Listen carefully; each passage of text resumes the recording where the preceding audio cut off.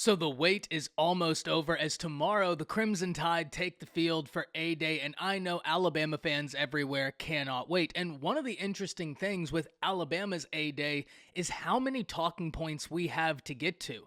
Whether we're talking about the offense, whether we're talking about the defense, there's a point of intrigue that we need to discuss, and I can't wait to do so. Before we can, as always, y'all know the drill. I have got to hear from you. Hop down to the comments, give me a Y for yes or an N for no. Are you excited for A-Day tomorrow? And let me know which you're most intrigued in seeing. If you're new to the channel, be sure to subscribe. Hit that bell notification. I do constant college football content. You don't want to miss any of it. And if you enjoyed the content, be sure to like and comment down below, as those interactions seem small, but they are massive to content creators such as myself, in both getting picked up and maintained by the YouTube algorithm. But having said all that, let's jump right into this. And like I said in the intro, where do we want to begin whenever we're talking about Alabama's A-Day? There are so many points of intrigue that we have got to get to.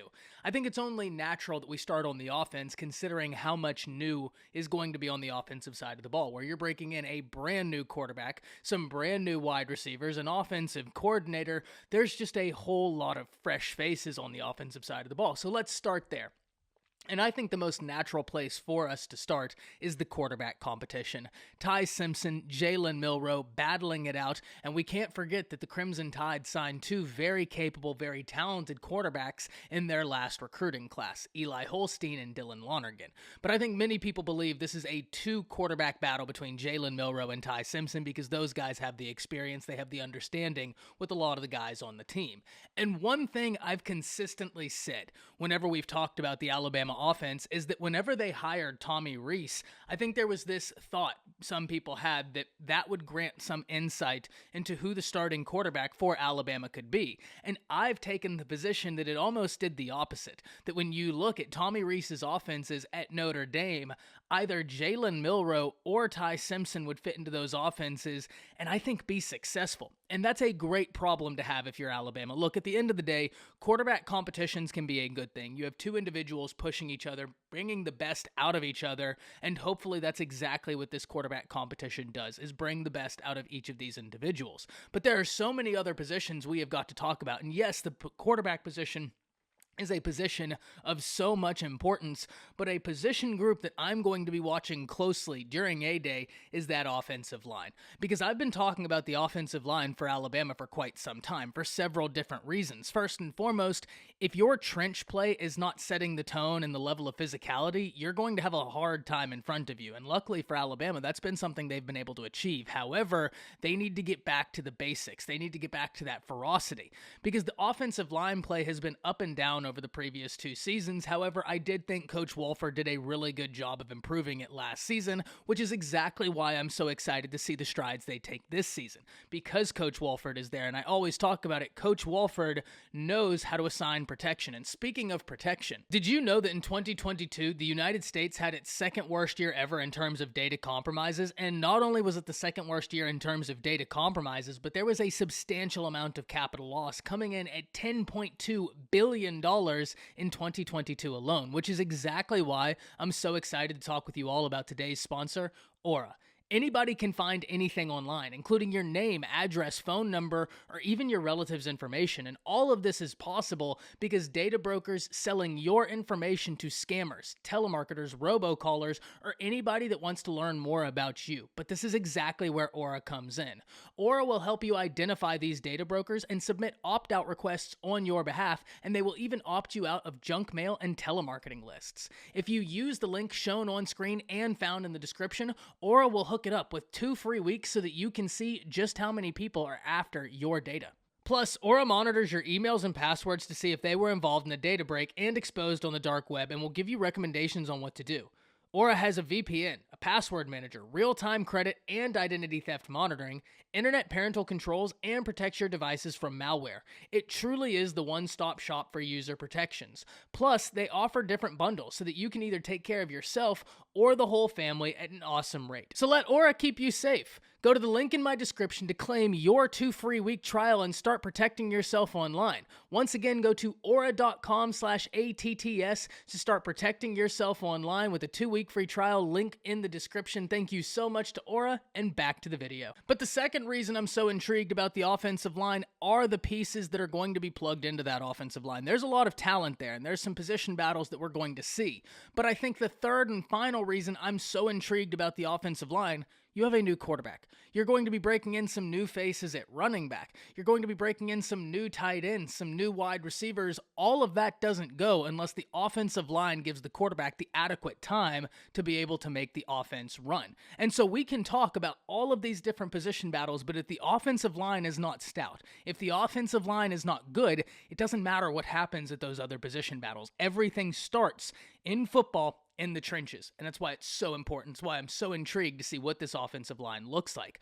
But let's go just a little bit outside tight end position, because Cameron Latou was a big piece for that previous Alabama offense, and now the one thing they don't have is that super experienced tight end that's had a lot of time with the Crimson Tide. Robbie Oates is there, going to provide a veteran presence. They reach into the portal and grab CJ DePire, but outside of that, there's some young guys that I'm super excited about. Danny Lewis and Amari Niblack, and Amari Niblack is an individual who I think could be an utter mismatch whenever he's placed on the field, especially if Alabama starts running some 12 personnel and you get 2 tight ends on the field. He's going to be a thorn in the side of opposing defenses. Why? Because he's a tight end with wide receiver skills, and once he gets acclimated to college football, I think he is going to be a real big piece to this Alabama offense.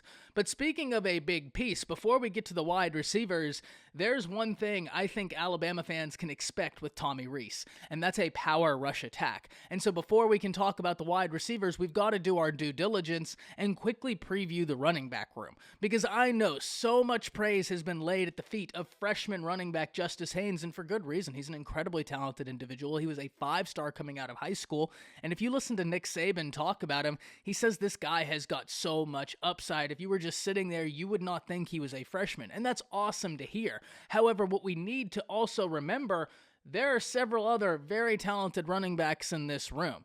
Jace McClellan is still there. Jamarian Miller has reportedly had a really strong showing this spring. Roydell Williams is there. Richard Young coming in the summer.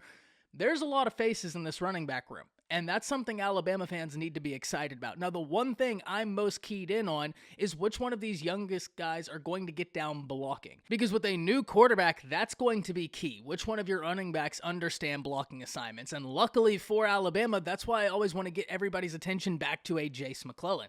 Because I think Jace is very, very, very gifted, and he understands pass protection. And in a year where Alabama's breaking in so much new, I think that's going to be an incredibly undervalued ability, something that Nick Saban and this Crimson Tide team are going to look to utilize. And finally, we talk about the wide receiver position. Look, Malik Benson is someone who's drawn rave reviews, and a lot of Crimson Tide fans have been excited for him to step on campus since the moment he committed to the Crimson Tide. And I think he's going to be a big piece to this offense, but I also think there's some wide receivers that have been on campus that are set for a big year.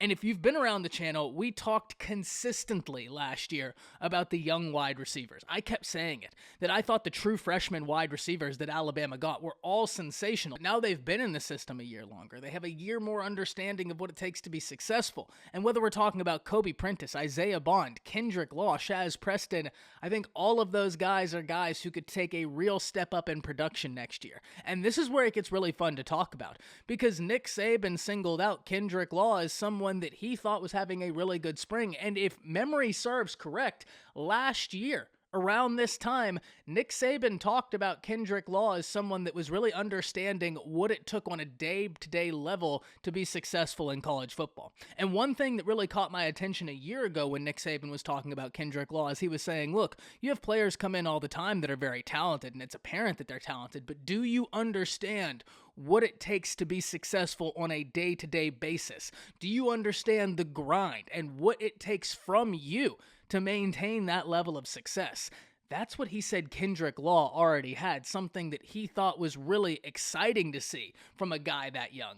That always stood out to me about Kendrick Law, because it's one thing to say, yeah, that guy's very naturally talented. He was a top 300 player out of high school. I think everybody expects him to be naturally talented. It's another thing to hear Nick Saban talk about the guy's work ethic. He hasn't even been on campus for 6 months yet. That always stood out to me. Suffice to say, I think that Alabama's wide receivers are in good hands, and we haven't even talked about a wide receiver who could have a massive year, and that's Ja'Cory Brooks. This is kind of just painting the picture as to why so many people were frustrated with Alabama's wide receiver room last year, because the talent was there. The talent is there. It was just drops plagued them. The offense seemed to be all over the place, and one thing I'm really looking for this Alabama offense is to have an identity, because the last Alabama offense didn't really seem like there was much of an identity. The identity of the offense just seemed to be get the ball to Bryce Young, let him run around and figure something out, and wherever he takes us is exactly where we'll go. And that can't continue. So an offensive identity is something we have got to see. And I don't know that we're going to see it during A-Day, but the good news is with the way these players have been talking about Tommy Rees, it absolutely sounds like an offensive identity is being formed. But now let's take a look at the defensive side of the ball, because we've talked a lot about the offense, and the exciting thing is there's just as many talking points on the defensive side of the ball. Let's start with the interior defensive line, because this was an area that if you polled Alabama fans, they probably would have had the most curiosity about on the defensive side.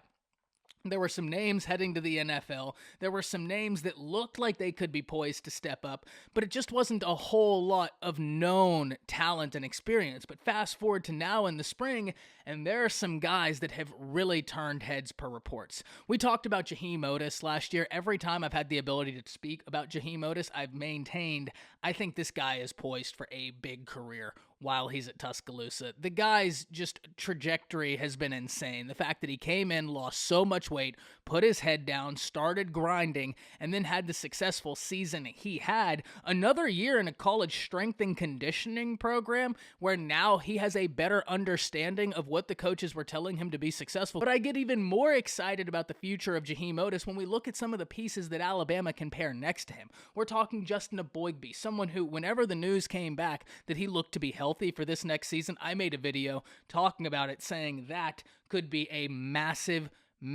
piece for Alabama's success this next year, because there wasn't a whole lot of known experience on that interior of the defensive line. But you get to pair Otis, you get to pair Eboigbe. You also get Burrows, who per reports has been really disruptive, and that's exactly what you want to hear. You also have the true freshman, James Smith, who's been really impressive per reports, and this is exactly what Alabama needed. During the course of that recruiting cycle, I kept talking about the biggest position of need for Alabama was that interior defensive line, and they did a pretty good job of addressing that need, and now it's awesome to hear during spring practices whenever a lot of faces are impressing. But what about the edge? Because you have to replace none other than Will Anderson, and we've talked about this at length, and luckily I'm not going to spend a whole lot of time on edge. Alabama has recruited that outside linebacker edge position at such an elite level. There are 5-star guys in the waiting for the 5-star guys to leave. Don't believe me? Check out the roster. It is a little bit nutty how many 5-stars they've stacked at that position. They just added 2 more. Keon Keeley, Yonze Pierre. Keon Keeley was the number 2 player in the nation, not even on campus yet. You get the point I'm trying to make here. Yes, you have to replace Will Anderson. No, that's not easy for any team in the nation, including a roster as stacked as Alabama's. But you don't have to find the next Will Anderson. You just have to let Chris Braswell be Chris Braswell. You just have to let Jeremiah Alexander be Jeremiah Alexander. Quay Russaw be Quay Russaw. You get the point I'm making. They have done such a great job at recruiting the talent. Just let those guys flourish, and luckily you have had dudes in that room, and we hope that can continue. But what about the secondary? Because the secondary is a position group on this team that I am maybe the most interested in, because I really like the theory crafting we can do when we're playing with the starters, but that Alabama secondary unfortunately has had 2 guys transfer out this week, and I know people are going to say, but Ty, they didn't play.